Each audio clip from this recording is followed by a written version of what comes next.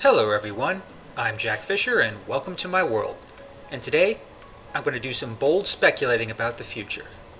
Now I know the line between speculation and wishful thinking is incredibly thin, but I'm going to try and walk that line to a point.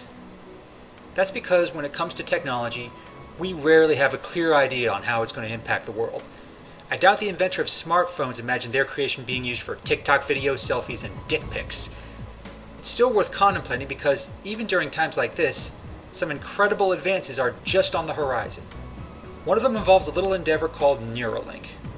You may have heard of it, if not from my previous video on artificial intelligence, then from Elon Musk's not always coherent tweets. But trust me, this venture isn't some fever dream from a wannabe Tony Stark.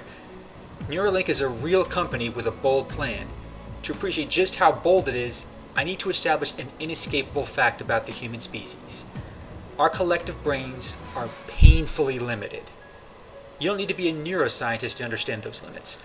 Our memories are spotty at best, our behavior is erratic, illogical, and overly emotional. We struggle to learn new skills, remain focused, and make sense of our world. And that's just for brains that are healthy.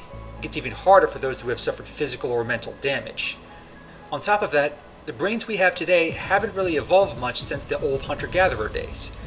For the past 10,000 years, we've been essentially stuck in caveman mode. So much of our society and world has changed since then, and unfortunately, our brains might as well be stone tablets trying to compete against an iPad. There are a lot of problems in this world that can be chalked up to faulty brain wiring. Everything from the failures of democracy to the prevalence of religious dogma to the rise of the Kardashians can be attributed to this inherent flaw in our collective brains. We're just not wired for the civilization we've created. For the most part, we're wired to prioritize survival and reproduction over knowing our multiplication tables. Now that method of operation worked pretty damn well for thousands of years, but the conditions have changed. Now we can do a lot to work around those limits, but we can never avoid them entirely, and that's a problem. Because if we can't get around the base program of our biology, what hope do we have for the distant future? Are we doomed to a future dominated by reality TV, professional trolls, and fake news? Well, most of us can't do anything about it at the moment, but Elon Musk can. He's a billionaire with money to burn and a willingness to take bold risks. This guy doesn't just speculate on the future, he actively tries to build it. That's what he hopes to do with Neuralink. And with this company, he might just give the human brain a long overdue upgrade.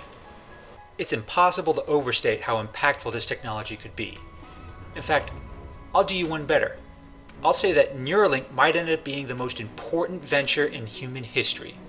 More so than Tesla, more so than SpaceX, more so than anything that any company, inventor, or visionary has ever attempted in the non-superhero world. That's not just me talking in hyperbole. What Musk plans to do with Neuralink may very well be the most important thing any human being has ever done since the invention of fire, electricity, and the internet.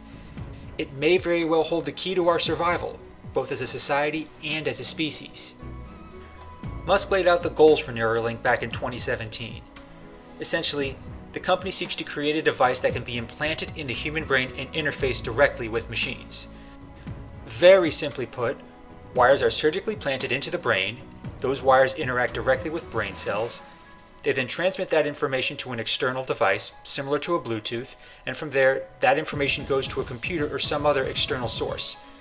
Ideally, it'll get to a point where it can send, receive, and essentially interpret any signals that go to or from the brain. Ultimately, the goal for this technology is to help people merge with software and, subsequently, keep pace with the advancements in artificial intelligence. It promises to improve memory, learning, communication, and any number of cognitive functions. Again, this is not a rejected side plot from the Matrix. This is happening in the real world. Putting computer hardware in brains isn't some impossible technology in the mold of Star Trek. Brain implants do exist today, albeit to a limited degree. Technically, they're called brain-machine interfaces, or BMI for short. At the moment, they're fairly rudimentary. Their primary function is to aid paraplegics and those with significant brain damage. Musk hopes to take that concept and take it 10 steps further. Once this technology matures, Neuralink hopes to create a procedure akin to LASIK eye surgery, one in which these devices can be placed in the brains of healthy and willing individuals. Once in, the implant serves as a platform for connecting, stimulating, and augmenting various brain functions. Like early computers and cell phones, it's just the foundation. From it, we can start upgrading this wonderful biological system that is so complex, yet so limited. And make no mistake, Neuralink is not just about giving human beings another fancy tool for our caveman brains. It's actually bypassing the caveman part entirely and looking to hack the wiring that's so badly in need of improvements. Beyond that, Musk wants to do this in a way that'll help him turn a profit. And yeah, there is money to be made here. The biotech industry alone is already worth approximately $150 billion. But it doesn't have that high a profile because it lacks this killer app, so to speak. The industry is very much akin to the smartphone industry back in the early 2000s and the late 90s. With Neuralink, Musk looks to do for biotech what Steve Jobs did for smartphones. And given the massive profits of the smartphone industry, the lure of similar profits will help push this technology even further. People already consume bogus brain supplements all the time, almost all of which, by the way, are total scams. Seriously, don't use them. The desire to improve our cognition is definitely there. We just need a mechanism that can deliver, and Neuralink offers all that and then some. At the moment, stroke victims and paraplegics are the primary customers for Neuralink. Augmenting the mental capacity of regular, healthy people is still a ways off. But again, this isn't some fanciful tech on par with teleportation or time travel. Augmenting the brain is primarily an engineering challenge. It just requires the know-how, the hardware, and the supporting software. For the moment, Neuralink is just the hardware. The software and know-how will come with greater refinements. And let's not lie to ourselves, we need this upgrade. It can't just be a luxury.